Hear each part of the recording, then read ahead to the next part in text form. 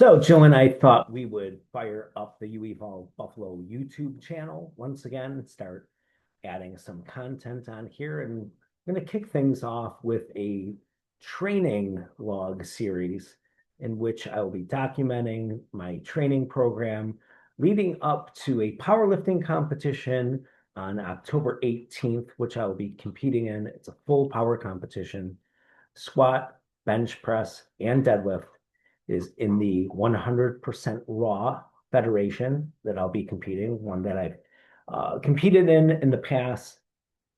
I'm a fan of this federation because it's a drug-free federation and it's also unequipped, which means there's no bench press shirts, use sleeves. It's basically a weight belt. You can use some wrist straps and chalk. It's just you and the weight. And that's my preferred way of training and competing. It's been quite a long time since I've done a powerlifting competition. It's been about 10 years, maybe just a smidge longer.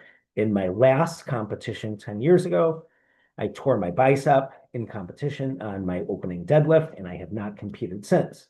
So just to take a step back at that particular competition, I was competing in the 181 weight class. So for those that are not familiar with powerlifting, there are weight classes and there are age classes.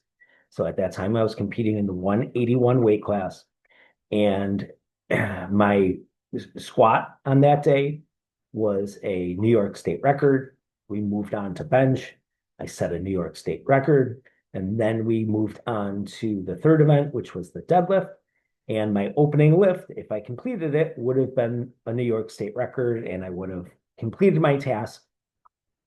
And if I would have completed my deadlift, I would have had two more attempts in which I would have gone for a personal record. Um, didn't work out that way. Like I said, I did set records in the squat, bench, and then on the deadlift. On my first pull, my bicep on my left arm just let go, tore off. I dropped the weight. My competition was over for that day because I didn't complete the meet by not finishing that lift. I didn't get credit for any of the lifts. So it was all for naught. Since then, yes, I have trained powerlifting, but I haven't competed. And in the interim between then and now, I did do some natural bodybuilding. So there were large periods of time in which I wasn't powerlifting, and I dropped my weight for competition all the way down to 147 pounds. So there really wasn't going to be much progress in terms of powerlifting. But since then, I have brought my weight back up. I've even seen as high as 200 pounds on the scale, not for a very long time. But once again, I'm back at 181 pounds. And so I'm in my weight class, anywhere between 177 and 181. So I'm comfortably close to my weight class. And I decided that I wanted to, because it's not getting any easier. I can tell you that. And my expectations are very, very conservative this time around because it's been a long time since I've competed in powerlifting. Competing is much different, much different than gym lifting, which we'll talk about in a second here. But my goal was at about 12 weeks out. So I figured 12 weeks would be enough time to get me back into the groove with getting used to that heavy weight. It's enough time to program for me to peak my strength and also again reacclimate myself with the actual sport of powerlifting. And that's what I meant by it's not the same as lifting in the gym. So again, I will be competing in a drug tested federation. The winners are usually the people that lift the most weight. They generally do the drug testing for. I've been a judge in this federation. I've also hosted and co-hosted an event with Jill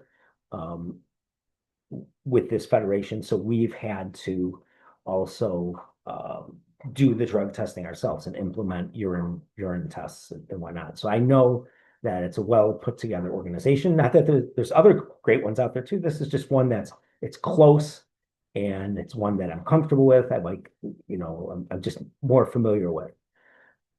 So when powerlifting, there's certain attire. So you have to wear a singlet, you have to wear knee-high socks, which is not a big deal, but some people they're not really comfortable with that. And I get it, right? You feel like you're packed into this tight little, almost like leotard suit, but you get used to it. It's not a big deal. Everybody has to do it once you're at the event. Everyone's kind of dressed up the same, and it doesn't seem so foreign. But when doing a squatting event, right, when you're going to perform the squat, it has to be to depth where your hip has to be below, the crease of your hip has to be below the knee. And if you're not used to squatting that way, and you generally are, you think you're squatting low, but you're a high squatter, those last couple inches of depth are by far the hardest. And that's why people tend to short their squats. And you're being watched by three judges, one from each side, one from the front. And you cannot descend your squat until you are commanded to. So you are commanded to unrack the weight. You are told when you're allowed to lower the weight. When you bring the weight back up, then you receive a third command of when you can put the weight back into the rack. So it might not seem like a big deal, but under the pressure of lifting and having to pay attention to when you can start and when you can actually unload the weight off your body, it's just an extra layer of, I guess, extra layer of tension. You can't be distracted. You don't want to start the lift early, or if you just stand up and rack the weight before the command, you're going to get disqualified.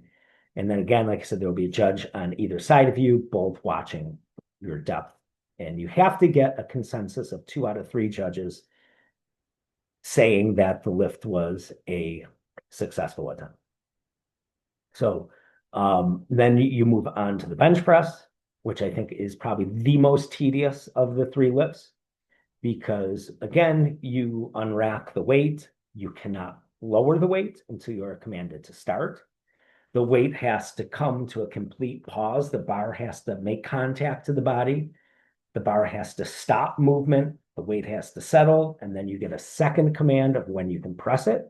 So I know for me, I easily lose 10% strength by not getting any reflex or rebound off the bottom of that movement. That pause makes it much more difficult to press from a dead stop than it would be to just kind of touch and go. And then once you get that press command, the weight has to be locked out, and you cannot put the bar back into the rack until you get your third rack command.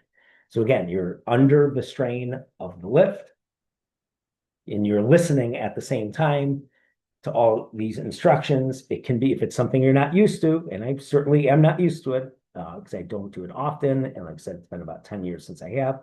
So I need to be well practiced, and I'm going to be very conservative with my choice of weights that I'm going to use to make sure that I can get through this successfully. My goal is to just get through the meet and accomplish my lifts. And I'm not so worried about how much I'm lifting and the totals and records or anything of that nature. I really just want to get into the groove of the sport again. And then the meet concludes with deadlift, which is pretty simple. You get a start command, you pick up the weight, and then you will get a command to lower the weight once they deem that you have stood it up completely and locked the weight out. So you can't just let the weight go. You can't set it down when you're ready. They want to make sure that your hips and knees are locked out at the top and you have full command of the weight before they're going to allow you to set it down. And you do have to set it down. You can't drop it.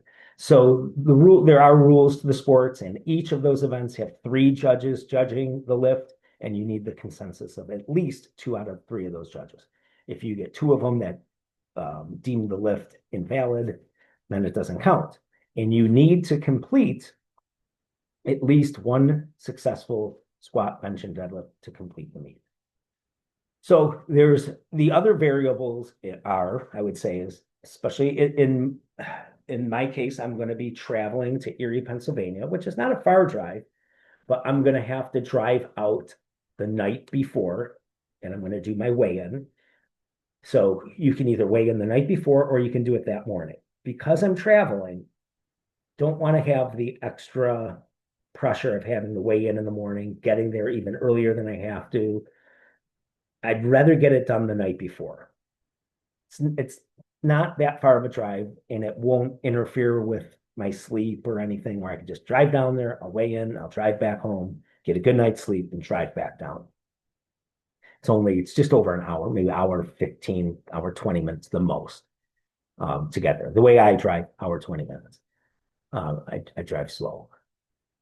So the only thing I have to be careful of is weighing in at night. Your body weight is usually at its highest, right? Because you're going to be eating and having fluids in your coffee and your water.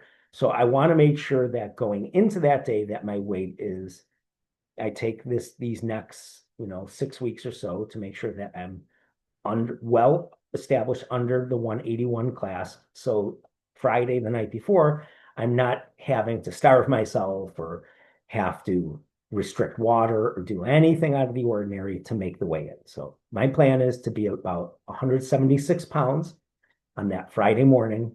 So I can just have a regular day.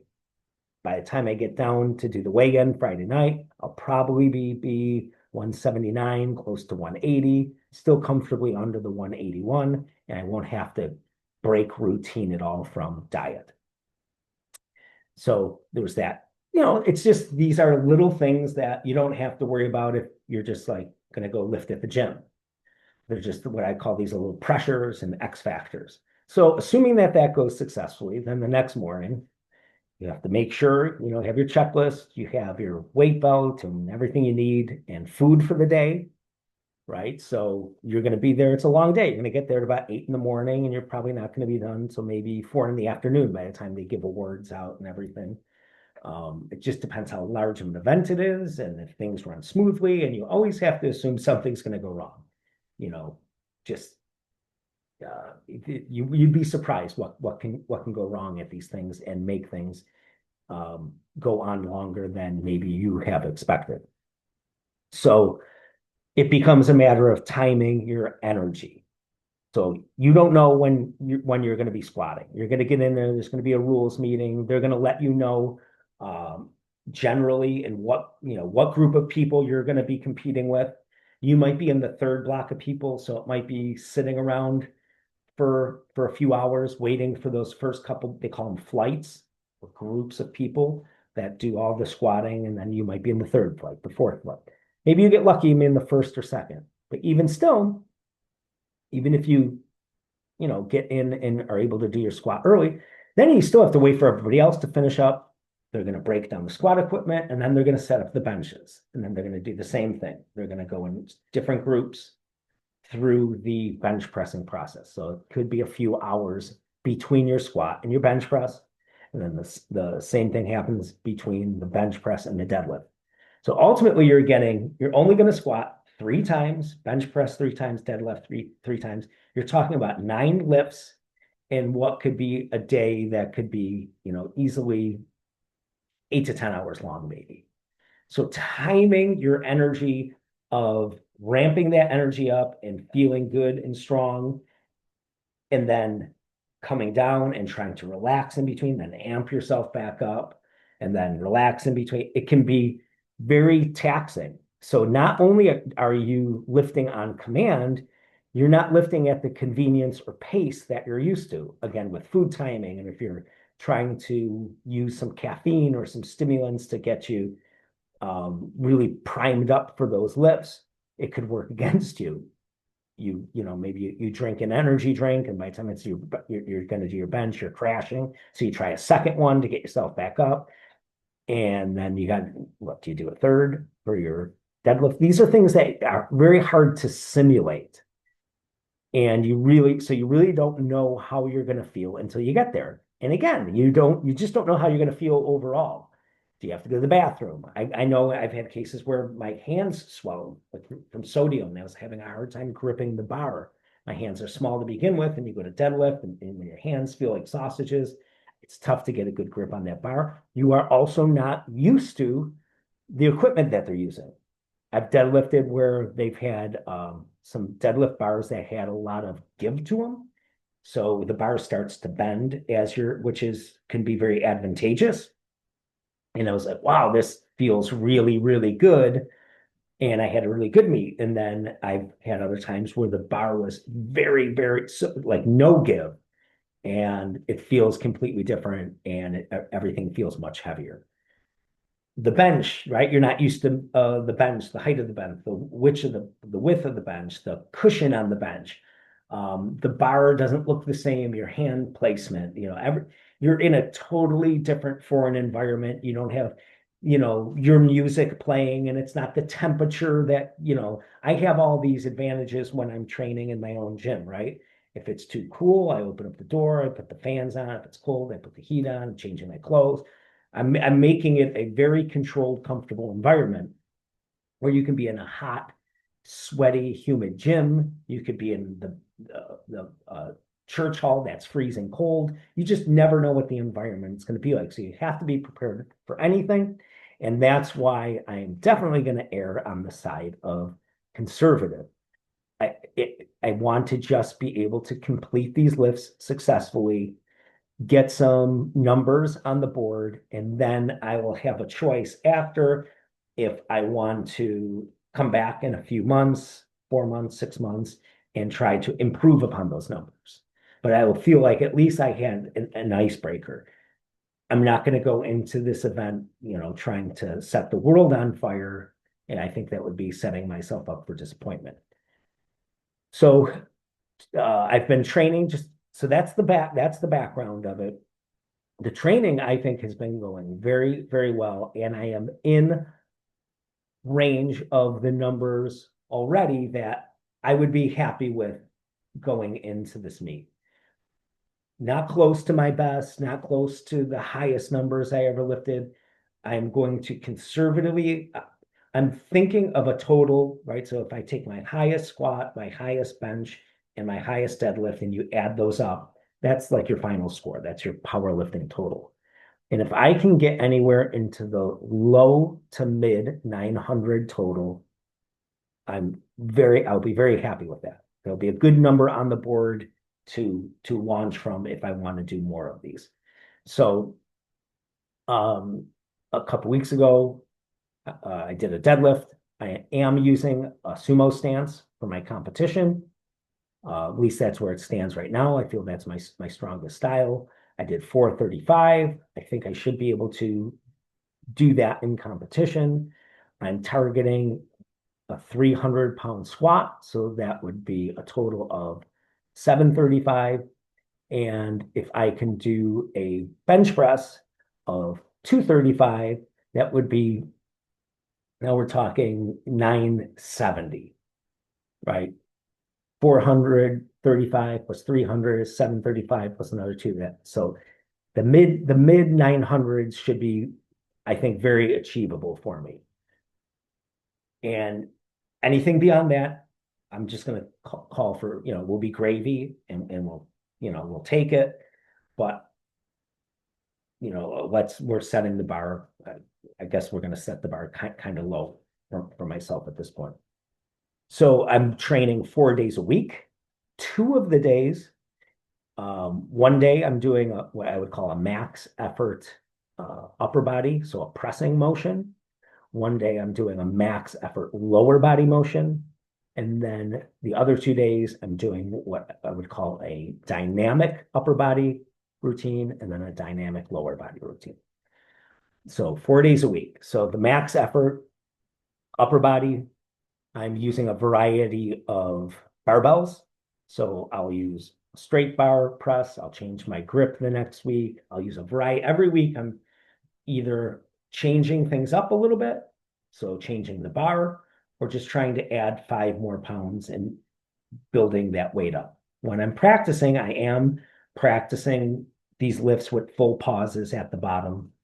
To start to get used to that, I had Jill come into the gym with me last week, and she actually helped me practice with the commands. So I appreciate that. And then the other max effort day, 1 week, I'm doing a squatting motion. And then the next week, I'm practicing a deadlift motion. So I'm not doing a max effort squat and deadlift in the same week. It's every other week. And that seems to be helping me quite a bit. So at first I wasn't sure I thought it might not be enough practice, but I'm getting enough practice by using lighter weights on my dynamic effort days to practice the squats and different variations of the deadlift. So tomorrow morning, I'm going to be going in. I am going to try a max effort deadlift, but I'm going to do a conventional stance. So narrow feet, narrow width on my legs. And that's probably not going to be nearly as close as my sumo, but that's okay. Because over time, I'm just looking to strain really hard and get used to doing hard things. So when I go back to my sumo stance, that's probably going to feel easy. Um, so that's what's on deck for tomorrow. So right now, I'm just going to keep plugging along. I'm rotating all of my other exercises. I'm being a little, let's say, intuitive on those. I'm trying to assess where I need the most work. So I'm doing a lot of things like pause squats, you bringing the bar down, full sit at the bottom to stand up. I'm doing a lot of good mornings, different variations using a safety squat bar, split stance, wide stance, narrow stance, setting the bar on rails, working it out of the bottom. I'm using the glute ham raise machine, reverse hyperextensions, a lot of hamstring curls for the lower body, and I'm doing a lot of back work and tricep work to help move up the press. So let's see how tomorrow's workout goes, and then I will give a full report on how those conventional deadlifts treat me. So between now and October 5th, I'll just kind of keep this training log going. We'll see how we do in the actual competition. And you never know. You just never know what can happen between now and then or on that day. I think it'll be interesting. And then I will let you know what the next goal is after that, because that's going to be getting us close to the end of the year. I do eventually want to do a more serious weight cut going into 2026. If I do compete in powerlifting, I might even have to compete in the 165 class, which I've never done. So the numbers, right, and the expectations would have to change at that lower weight class. But for now, I'd like to see what I can do in this weight class and in my age class, which is the 50 to 55. And we'll see how that goes. All right. So that's a pretty good start, and we'll talk to you all soon.